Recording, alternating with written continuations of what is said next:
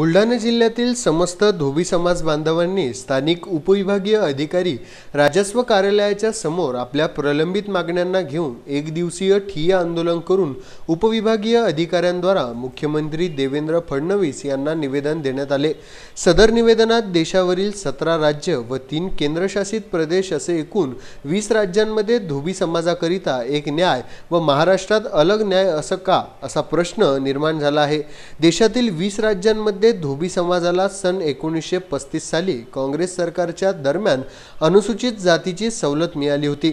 सन 1950 ला भारतीय राज्यघटना स्थापन झाली, तेव्हापासून धोबी समाजाला अनुचित जातीची सवलत मिळत होती। 1 मे 1960 ला प्रांतरचनेमध्ये महाराष्ट्राची निर्मिती झाली, तेव्हा सरकारने मुद्दाम बुलढाणा सहित राज्यातील धोबी समाजाला एससीच्या सवलती सूचीमधून काढून ओबीसी सूचीमध्ये टाकण्यात आले, ज्यामुळे धोबी समाजाचे नुकसान होत आहे। 341 च्या कलमानुसार शासनाला कुठल्याही समाजाला बाहेर काढण्याचा अधिकार नाही आहे, त्यामुळे पुन्हा एससीच्या सवलती लागू करण्याच्या मागणीला घेऊन धोबी समाजाने 24 ऑगस्ट रोजी ठिय्या आंदोलन केले। यावेळी रमेश चंदेल, मोहन परदेशी, समाधान भातुरकर, श्याम बुंदेले, विशाल मोरे, तुषार चंदेल, शंकर परदेसी, अजय समेकर सह अन्य समाज बांधव उपस्थित होते। चल रहा है, पिछले 58 सालों से ये आंदोलन चल रहा है। पिछले 1935 में जब अंग्रेजों का राज्य था, उस समय ही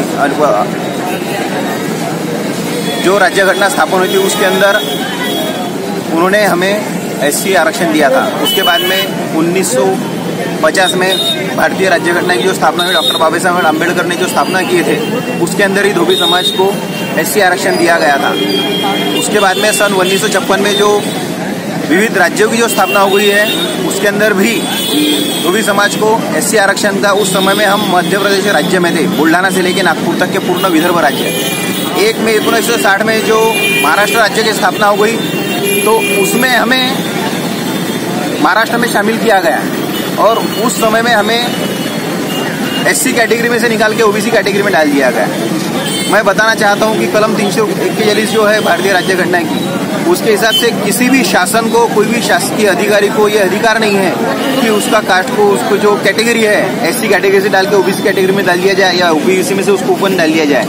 ऐसा किसी को हक नहीं है। तो इसलिए हम पिछले 58 सालों से झट रहे हैं और सन 2001 में शासन ने जो एक समिति बनाई थी, दशरथ भांडे समिति, उसने भी ये हमें एक यशस्वी रीत्या एक जो उनका अहवाल पास हुआ है, उसके अंदर भी ये बताया गया है कि भाई इनकी जो शिफारस है, इनका जो मागण्या है, ये योग्य है, एकदम बरोबर है। खामगाव येथून आमचे प्रतिनिधी फारुख सर यांचा हा वृत्तांत।